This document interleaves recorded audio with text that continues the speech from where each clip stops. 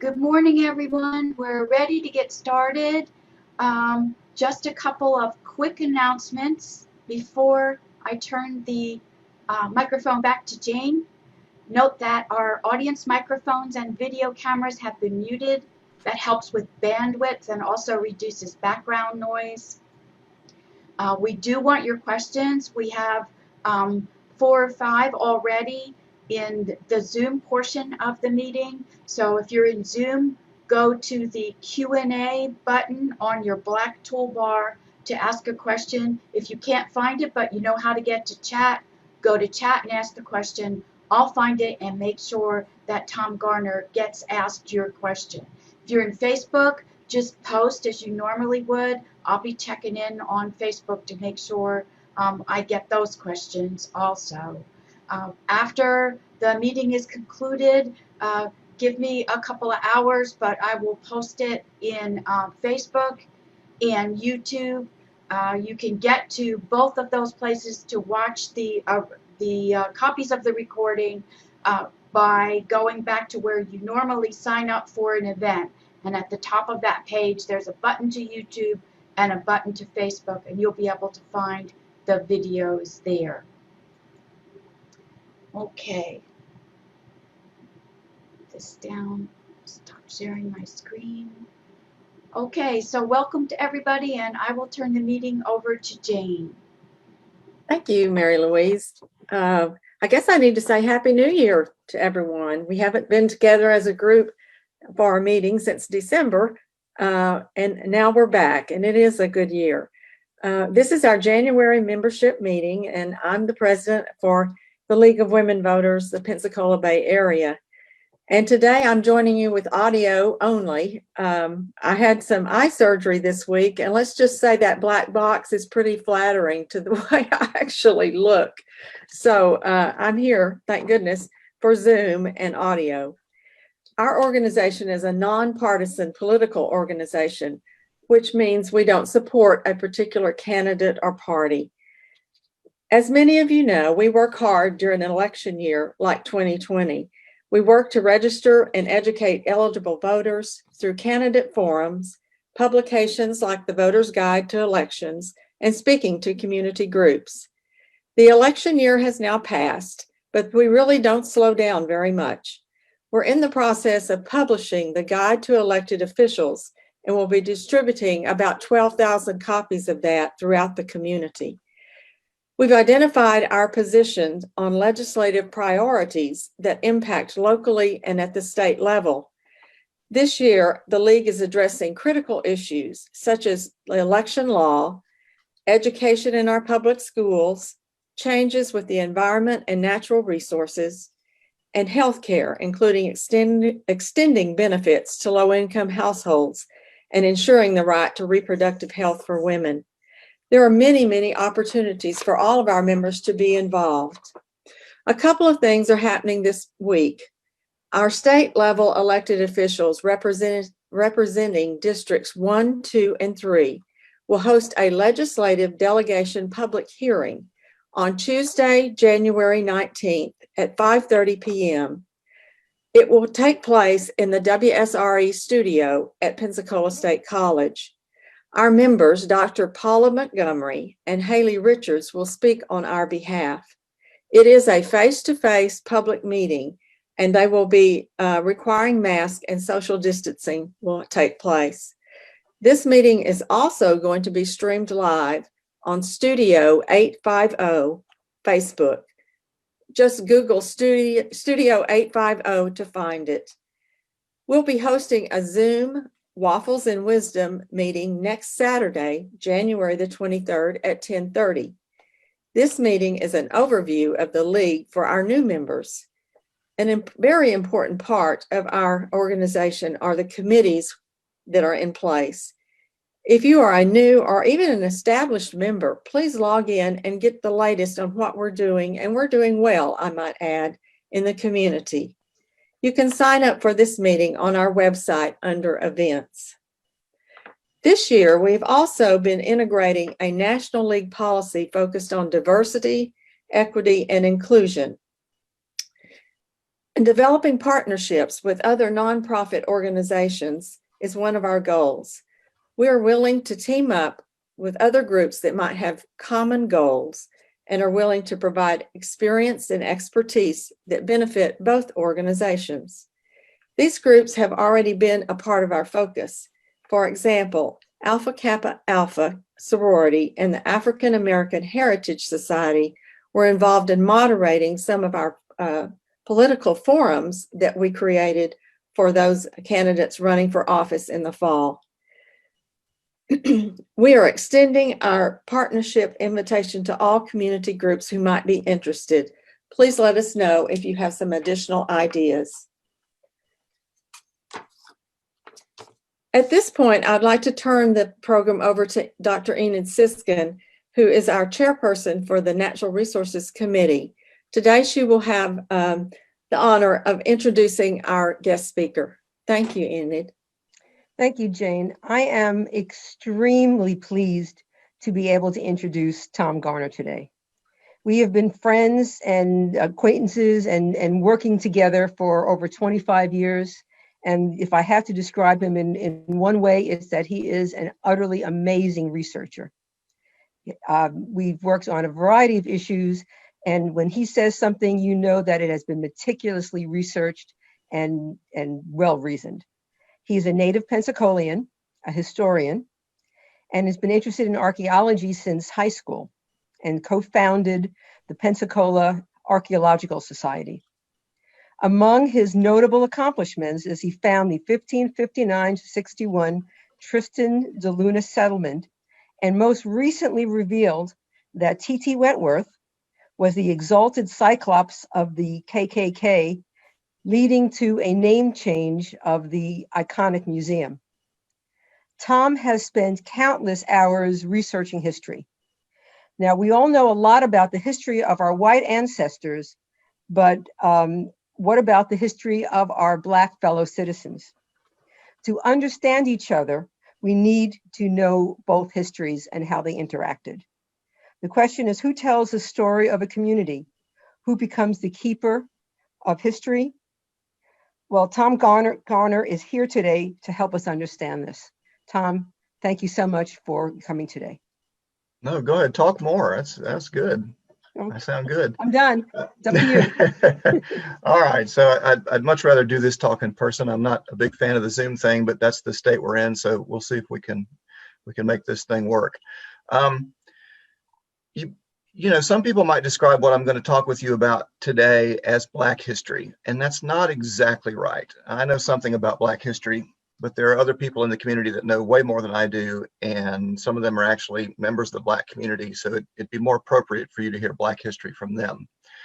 So what I'm going to talk to you about is something a little different. What I want to talk to you, or at least try to talk to you about today, is the history of race. And in particular, the history of the interaction between the white community and the Black community in Pensacola through time. Now I'm looking at myself, so I got to get rid of that. You know, bear with me.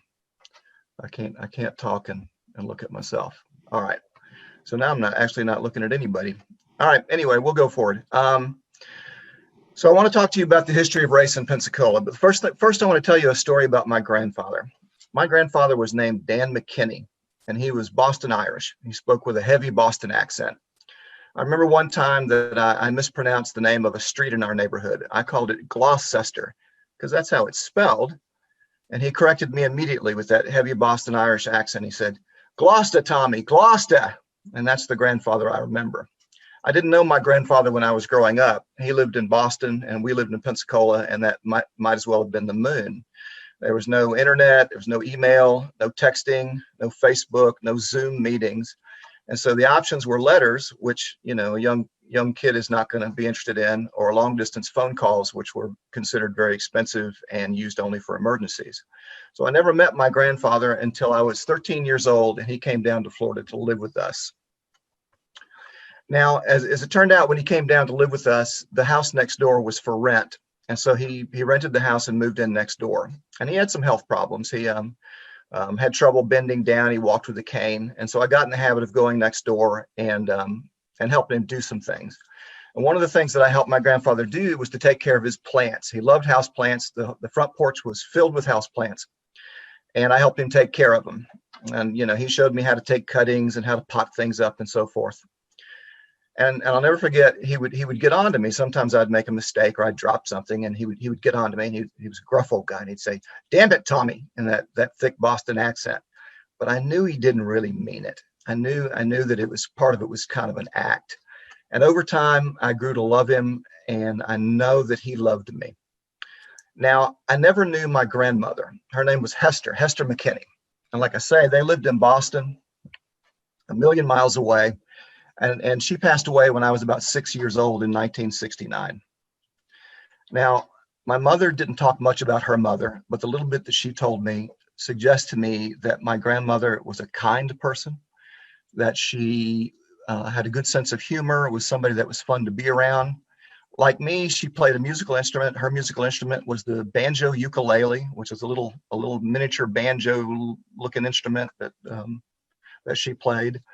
And it just strikes me as that she was somebody that I would like to have gotten to know. And I regret that I didn't get to know my grandmother. My grandfather killed my grandmother. He called my Aunt Alice one day and he says, "I can't get Hester to wake up." And when the ambulance got there, they found my grandmother lying in bed. Nobody knows how long she had been there. She was in a coma. But it was long enough for severe bed sores to have developed. Her leg had been broken and had healed back on its own, but unfortunately it healed back incorrectly and her foot was turned at an angle. They took my grandmother to the hospital and she never regained consciousness and died a few days later. Now, I tell you this story in order to say this. Sometimes the past is not easy. Sometimes the past is really, really hard. All right? We don't talk very much about the history of race in Pensacola. It's really rare. It's very uncommon, right? Even among those of us who are very interested in history, it's not a subject that we talk about much. I've been involved in local history for the last 40 years, and the history of race just really doesn't come up very often. And if it does, it's a short conversation and it's in very quiet tones, and we try to move away from it very quickly, right? And that's understandable. It's understandable that we wouldn't want to talk about this because it's a tough subject, right? The history of race in Pensacola is brutal and violent and degrading and dehumanizing, what was done to the Black community. And anybody who has a heart, anybody who has a conscience, it's a natural tendency to want to not look at that. But we have to look at it anyway. It's important that we look at this history anyway. So what was it like to be Black in Pensacola historically? There was the brutality of slavery. There was the terrorism of lynching. There were sundown towns and whites-only communities where Black citizens were not allowed to go under penalty of physical violence or death. There was the legally sanctioned racism of segregated schools, segregated transportation, segregated businesses, insufficient medical care, disenfranchisement, denial of access to business opportunities and economic opportunities, denial of access to political power and elected office, denial of access to justice, right? Then there was also just the day-to-day, humiliation and degradation and dehumanization. And I'll give you some examples. About 15 years ago, I was involved in a project during the course of which we interviewed an elderly Black gentleman named Moland Kelly. Mr. Kelly said that he was 100 years old, and I believe it. And he told us about these two white Escambia County sheriff's deputies who used to harass him. He'd be walking down the road, and these two deputies, one was named Macarthur and one was named Lemon. He was very specific about that. And they'd stop him walking down the road, and one of them would say, "Where are you going?" And he'd start to answer, and the other deputy would say, "Shut up." And so he'd be quiet. And the first deputy would say, "I asked you where you were going." And he'd start to answer, and the second one would say, "I told you to shut up." And this would go on and on, back and forth. And he said that if he was coming home from the grocery store and he had items that were cold, they would thaw out. And it was just harassment. It was just pure harassment, right? As it turns out, there was a deputy named Macarthur, M.D. Macarthur. In the mid-1930s, Deputy Macarthur shot and killed a black prisoner. He testified that he shot in self-defense, that the black prisoner had a gun and was trying to kill him. Deputy Macarthur was cleared of all wrongdoing by an all-white coroner's jury, which was the standard thing at the time. Deputy Macarthur went on to be elected to the Escambia County Commission and became Escambia County Commissioner Macarthur. Macarthur's name is among the names that are on the membership rolls of the Escambia County chapter of the Ku Klux Klan. In the mid-1840s, there was a white abolitionist named Jonathan Walker who moved to Pensacola. He was a shipwright.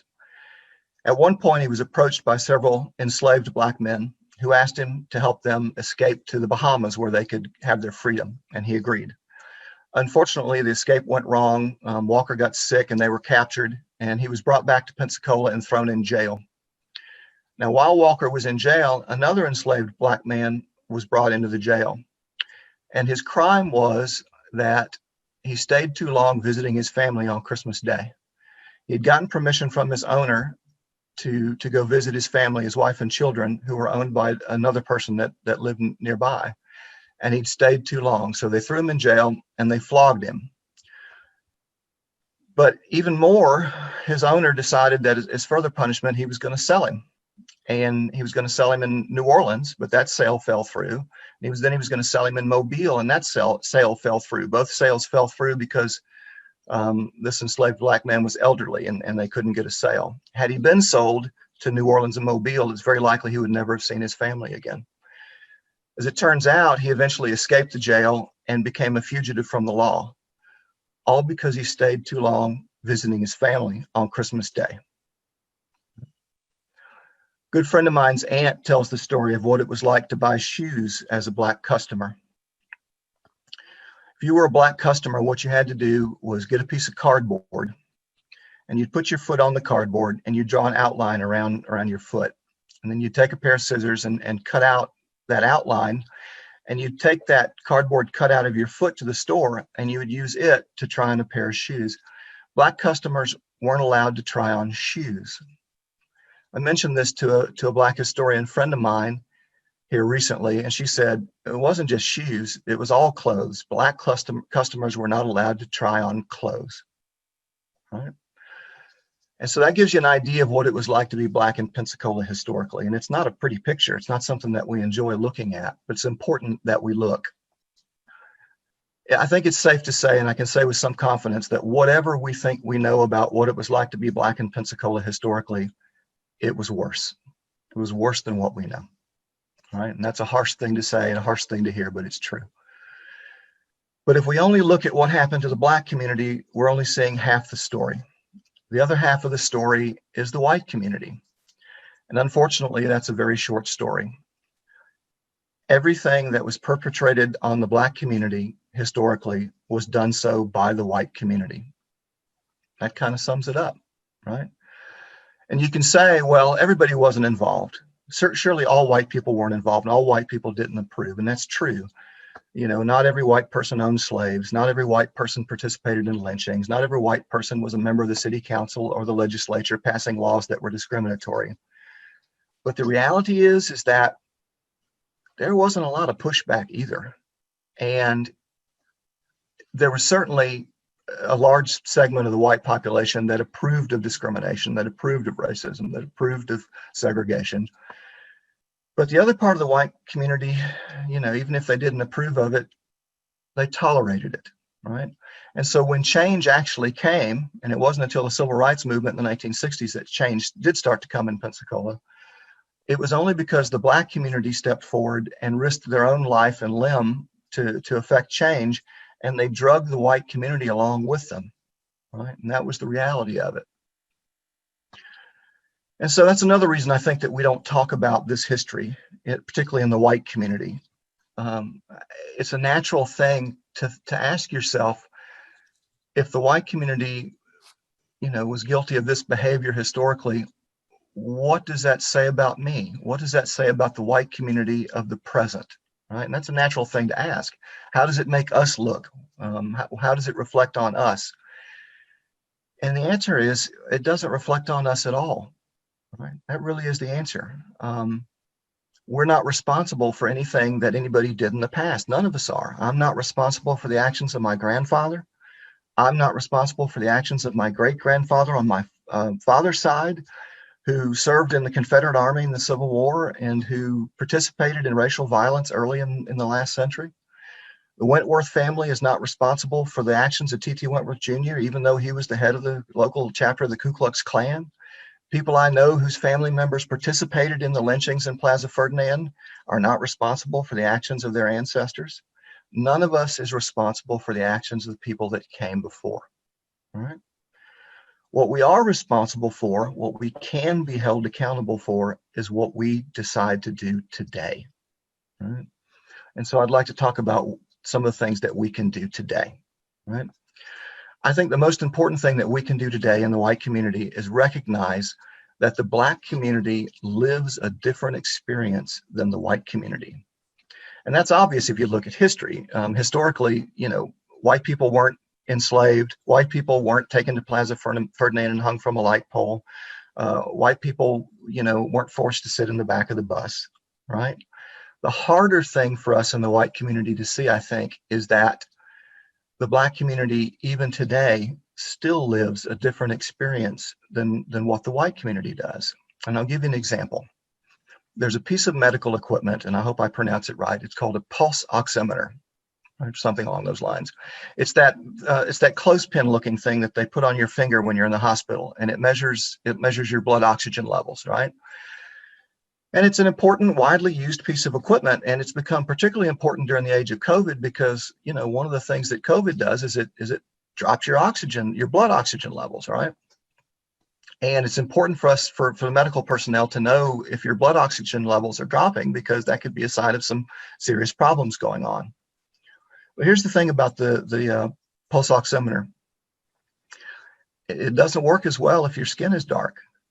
In fact, it's 3 times more likely if you're Black to give you a false reading than if you're white.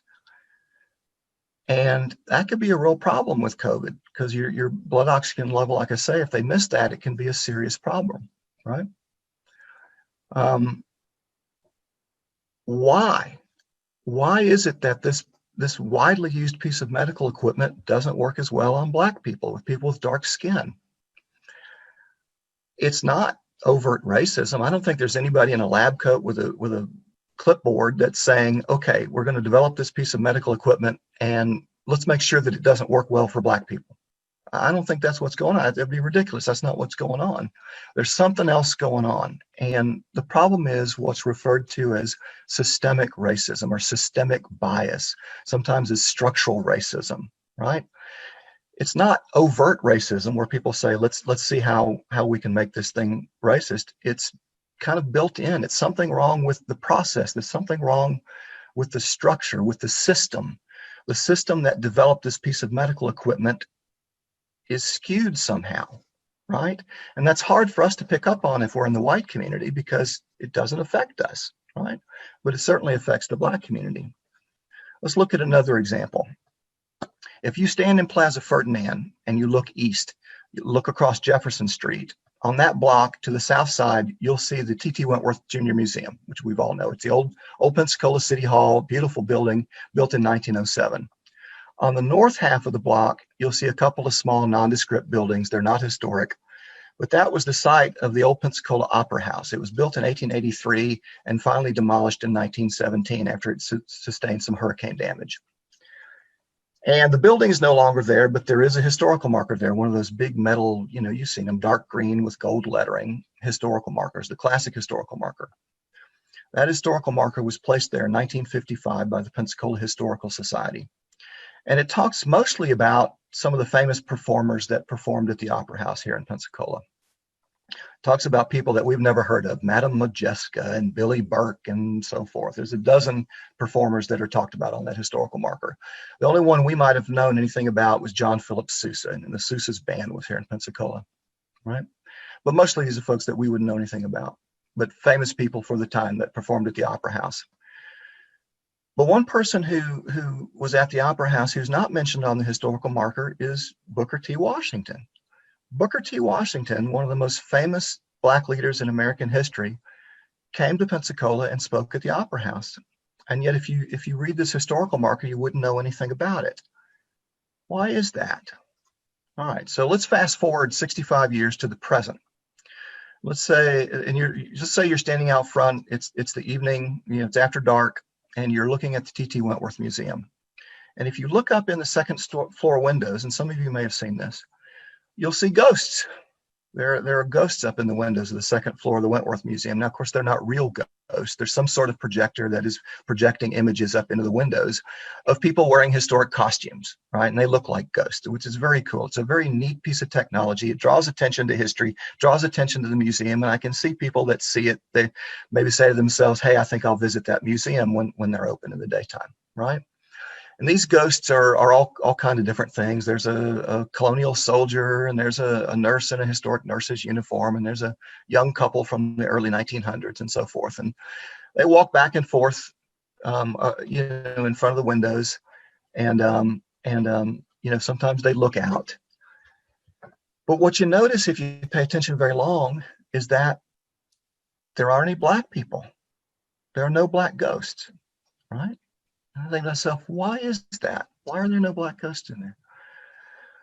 If we go back and look at the historical marker that was put up in 1955, we can kind of figure out what happened. 1955, we're still in the height of legal racism. The prevailing point of view in the community is discrimination and racism. We know something about the Historical Society at the time. The leading figure in the Historical Society was Lelia Abercrombie, and she was known to have racist feelings. So you can kind of understand that, okay, maybe the reason that the historical marker doesn't mention Booker T. Washington is because of racism, right? But how do you explain the ghosts of the Wentworth Museum not having any Black people there? How do you explain that the Black experience is missing from that display, right? And again, I think it's not overt racism. I don't think there's anybody associated with the Wentworth Museum that is, saying, how can we keep Black people out of this? It's something built in. It's something structural. It's systemic. There's something wrong with the system that has produced that display, right? And a logical question to ask is, well, what about the Black staff? What was their perspective on this? There aren't any Black staff. There are no Black people on staff at the UWF Historic Trust in the historic village, right? So there's nobody to ask their opinion about this. So it's a real problem. And again, I don't think there's anybody that's, overtly racist saying, how can we keep Black people out of this? I think there's something structural that's wrong, right? And that is the racism that carries on from the past into today. We've gotten rid of, the overt racism. Nobody's enslaved anymore. People don't go down to Plaza Ferdinand with impunity and lynch anybody anymore. People aren't made to ride in the back of the bus. But there's this more subtle form of racism that still continues, and that's what we need to confront today. All right. And I don't know where I am with time, so I think I'm going to wrap this up. So that's the issue we're looking at. And I think part of the reason that we in the white community aren't aware of this systemic racism that goes on today is because, first of all, it doesn't affect us, so we don't see it. It's harder for us to see. But the other side of it is that we've never acknowledged what happened in the past. We've never acknowledged the racist actions of the white community in the past. And if we're unwilling to recognize the past, which was very blatant, then it's going to be hard for us to acknowledge what is going on today, right? And so how do we fix this? I think the way that we fix this is that we have a community initiative where we finally acknowledge the past, right? Right now, we don't talk about this past. We don't talk about the history of race, and I think it's time we do that. I'd like to see a community initiative where, and we can't just dump this in the university's lap. It's not just the university, the historic trust. The Black community has been telling us for years that it's every system that has this systemic racism. It's the economic system, it's the healthcare system, it's the education system, it's political system, it's the justice system, right? So we can't just dump this on the University of West Florida, right? So what I would like to see us do is have a community initiative where we talk about this history and acknowledge it. And it's been done in other communities. We don't have to invent the wheel here. Dallas comes to mind, Tulsa, Oklahoma comes to mind. And it needs to involve local government, city councils, and Escambia County commissions. It needs to involve local media, should involve local leaders and philanthropists, and we've got quite a few here. It needs to involve civic organizations like the League of Women Voters. And we need to finally acknowledge what happened. We need to say, yes, this history happened. And then we need to say, and this is what happened in detail. We need to look at the details of it. And then we also need to admit to ourselves that, yes, some of that racism of the past managed to make it past our radar and is still going on today. And then we need to lay out a plan for how we're going to deal with that, right? So that's the gist of it. I'm very happy to answer questions, and let me know what you got. Okay, thank you so much, Tom. Yes, there are definitely questions and comments. I'm going to start with what we've got on Facebook first. There's a few people who wanted to say hi to you. There is, I hope I pronounce your first name correctly. There is Tenyade. Tenyade, okay. Broughton, or I don't know if she says Broughton, but I'll say Broughton. And also Christian Wagley. And Tenyade would like to say, yes, great metaphor, Tom. The automatic soap dispensers and hand sanitizer machines don't register dark skin as well as light skin. That's what happens when the devices are only tested on light skin. So as everyone is told to wash hands and use sanitizer, the effect is medical apartheid against a group that already dies more from COVID. Thanks, America. So I have to. Yeah, I'm dear friends with Tenyade. Tenyade is one of those historians, local historians, that knows Black history much, much better than I do. And she's a member of the Black community, of course, and was recently elected to the Pensacola City Council. I'm very proud of her and very proud to know her. And she's right. I actually left out the soap dispenser example because I figured I would run out of time. So that's actually right. Imagine having dark skin and putting your hand under the automatic soap dispenser, and it just doesn't work. And that's not an experience those of us with light skin have. So when I found out about that, it was kind of shocking. It's like, what? How did this happen? The pulse oximeter, the soap dispensers, we know that those went through millions of dollars worth of testing and research and development. And somehow we miss the fact that it doesn't work on light skin. That's a real problem, right? That's a real problem. Okay. Okay, no, that was very educational to me. So I appreciate that comment as well, Tenyade. I'll move back into Zoom. We have some comments from Zoom, and I'm just going to read them in no particular order except the order that they were added. This one says, Mr. Garner, I agree with your idea to establish a Black History Museum in Pensacola. I visited Black History museums myself. However, each time I've come away horrified and overwhelmed by what I have seen in them, but not enlightened as to what I can do when I encounter prejudice.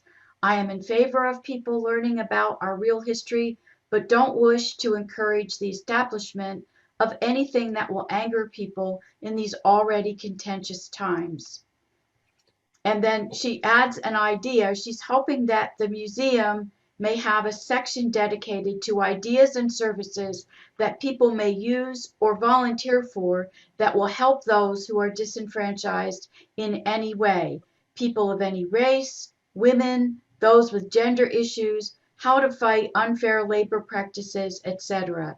It needs to be an idea central, she put that in quotes, to help all of us move towards positive solutions. All right, so what I'll say about the idea of having a museum is this.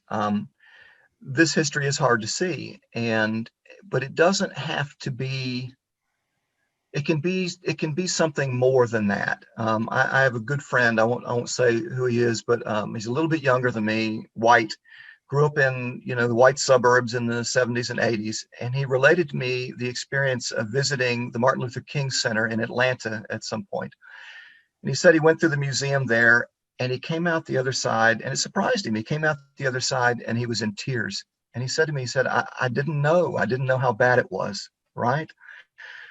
but he was motivated, he was moved, right? And to this day, we have conversations about this subject and how we can, better address the subject. There's another person I know that works in local government that recently went through the Equal Justice Initiative Museum and Lynching Memorial in Montgomery and had similar experience. It was deeply moved and came back to Pensacola ready to roll up his sleeves and get to work, right? And so I think that while this history is hard, I think it is something that can be positive and something that can motivate us to change and to roll up our sleeves and get to work.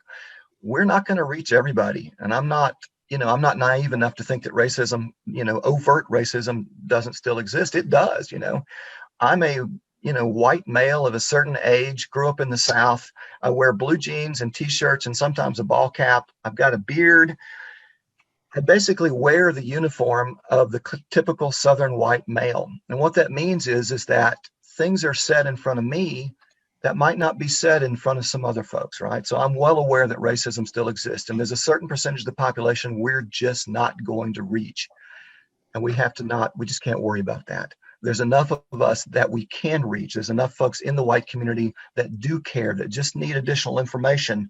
And that's what a museum exhibit can do. It can enlighten those folks and hopefully move them to begin to foster change. What that change needs to be, what steps we need to take, I'm not an expert on that. You know who is? The Black community. Black community's been looking at this for years, and they've got lots and lots of suggestions about how we can deal with overt racism that still exists, lots of ways we can deal with systemic racism that still exists.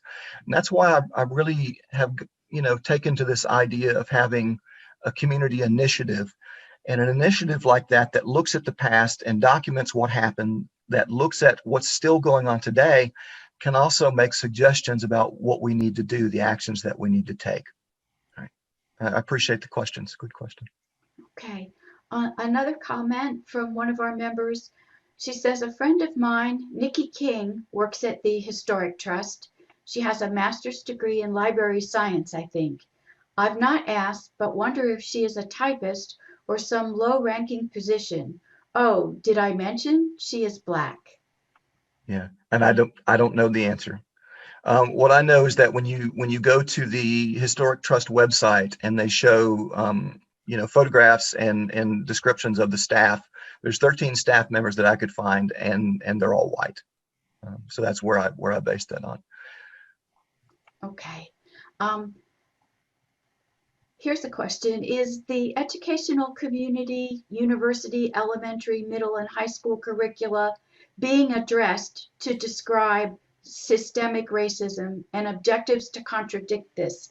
Children and adults both need to be aware of these problems. I'm not an expert on the educational system, so I don't really have an answer to that. What I will say is that the Equal Justice Initiative in Montgomery, part of what they are doing is trying to get some of this information into the school system. So there are efforts underway, and has been some talk in the past of doing some similar efforts here in conjunction with the Equal Justice Initiative. But as far as what's going on right now, I don't really have an answer to that. Okay. Couple more questions. How do you recommend getting those who are not interested to buy into the community initiative? If they're not interested, I don't recommend trying. I mean, that sounds like a harsh thing, but there are lots and lots of people who want to be receptive to this information without having to work hard at it. We've got to start with them. There are some folks, and I know them. I grew up with them.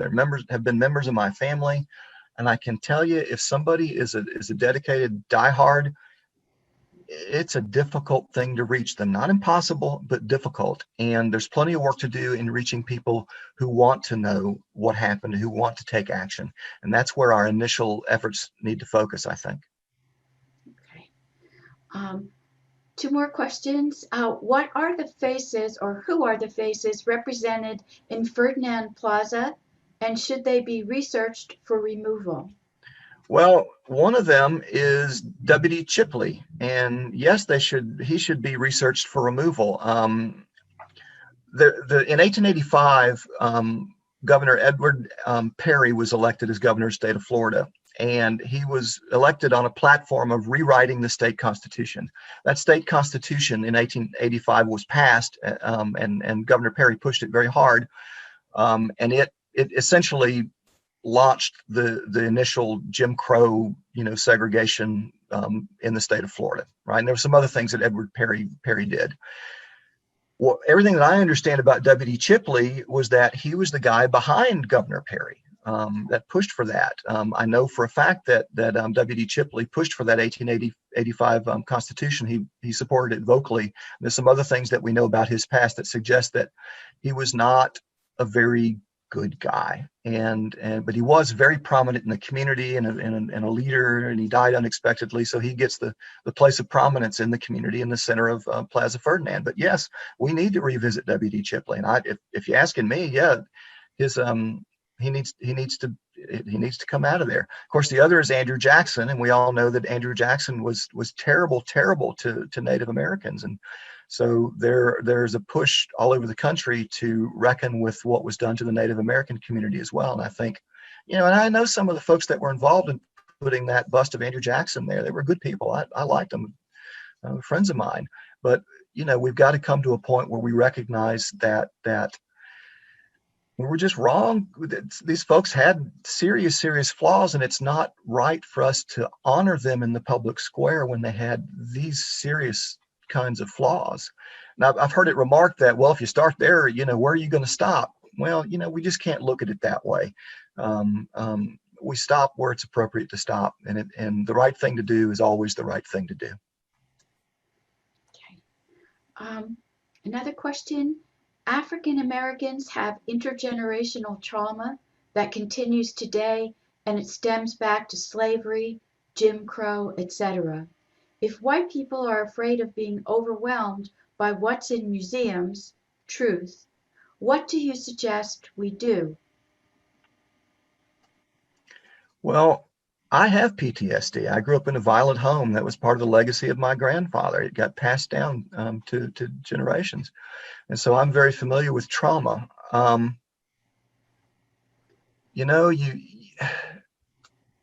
If we don't begin to tell the truth about this, if we don't begin to make this information available, then nothing's ever going to change. If we can't as a community, admit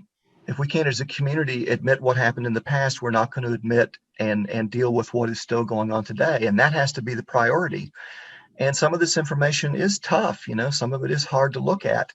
Some folks aren't going to be able to look at it, and that's okay. I don't think it's a matter of forcing people. People have to be willing. We're not going to hold them down and hold their eyes open and put it in front of them. We just have to, again, work with the folks who are willing to be worked with and go from there. Okay. And I'm not a historian, but I used to be a teacher in another life, and I used to tell my students all the time that learning is messy and often uncomfortable. And I think that this information may make people uncomfortable, but they're going to learn from it. So let it be messy and uncomfortable. That's how learning takes place. Here's a comment from Cheryl Howard of the African American Heritage Society of Pensacola. And she says that we have had a museum downtown for 30 years. We have an active exhibit now. Please see our website, and it's AAHS for African American Heritage Society, Pensacola.org. So if you want to write that down, if you're in Zoom, look in the question and answer area, and you'll see Cheryl Howard's comment at 11:07 with that URL. Go ahead. I'm sorry. Okay, she just has one more thing to say. Additionally, our exhibit covers African American history from our origins in Africa to now. I'd like to invite Tom and all listeners to visit the African American Heritage Society exhibit that is on display at Voices on Government Street. Over to you, Tom. All right, I'm very familiar with the African American Heritage Society. I guess the point I would make is that we need to bring this history front and center. I had suggested in the article that I wrote for the News Journal that the Wentworth Museum have part of its space used. There's a tendency, in my view, for Black history for Black history to be tucked away in corners where the white community doesn't have exposure to it. And I think it needs to be front and center. It's super important. I think there's also a tendency, there is there's the Julie Cottage as well, which is a small structure that's operated by the UWF Historic Trust that has Black history as well. But the history that I'm talking about, the history of the interaction between the Black community and the white community, that's shortchanged. I don't think it's dealt with thoroughly in the way that it needs to be dealt with, in the way that it's dealt with, for instance, in Montgomery at the Equal Justice Initiative, Lynching Memorial and Museum, right? I think we need to do a more thorough job of exploring this history, and we need to make it front and center and accessible where the white community, it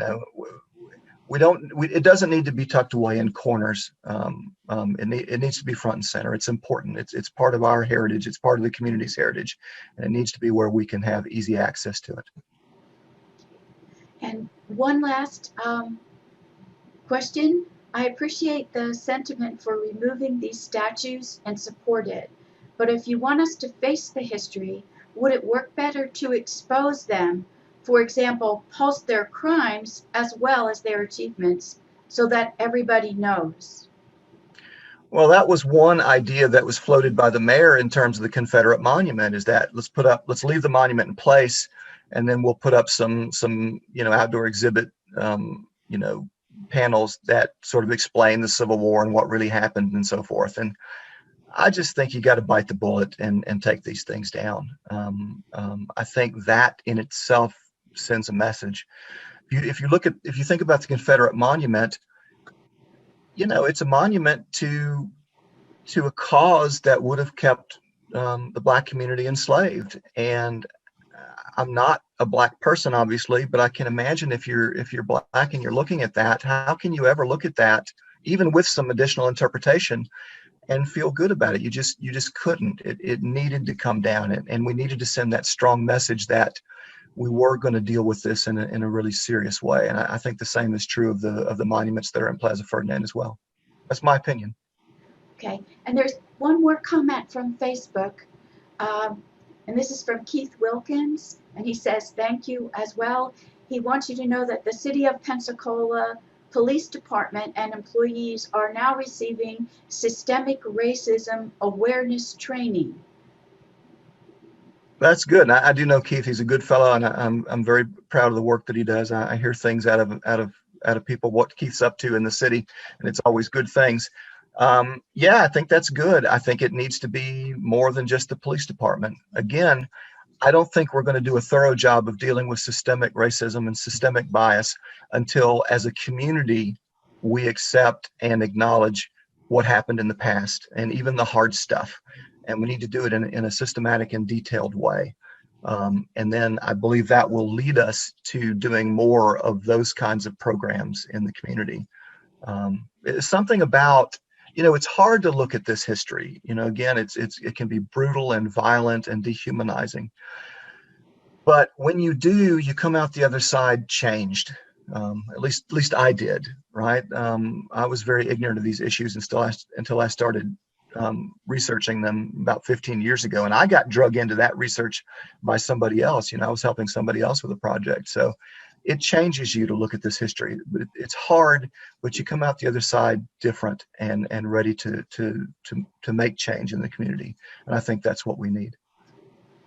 Okay, great. Well, that's all the questions in both Zoom and Facebook.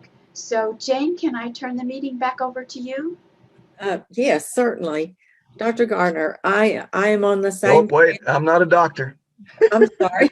It's all right. Mr. Gardner. I'm just Tom. Okay, Tom. I'm a retired college professor from Pensacola State College. Mm-hmm. And one of the courses I taught for many years was a diversity course for future teachers. And many, many times over those years, the college was kind enough to give us a couple of buses, and we'd load up students and go to Montgomery for the day. And we went to the Southern Poverty Law Center, mm-hmm. and learned about many things, but they do produce some wonderful tools and teaching curriculum for teachers free. And I wanted my students to know about that. And then we'd go to the Rosa Parks Museum, and you know, it was amazing at the end of the day how many students said we had no idea about these things we've been exposed to. And I think you're right that we just have to get the word out and have opportunities for our local community to work on this topic, and you know, just have an increase in the number of opportunities to see what happened in the history of this area of the country. So thank you for so much. You are a wonderful storyteller. Oh, well, thank you very much. I appreciate the comment. And again, I think it's important. Yes, you know, Cheryl is right. Go visit the African American Heritage Society, or at least once the COVID is done, go visit the African American Heritage Society. That's important. Go to the Julie Cottage. There's some good history there, but we need to do more. If you think about this issue of race historically, there's no topic in history that it doesn't touch on. It's a thread that runs through everything.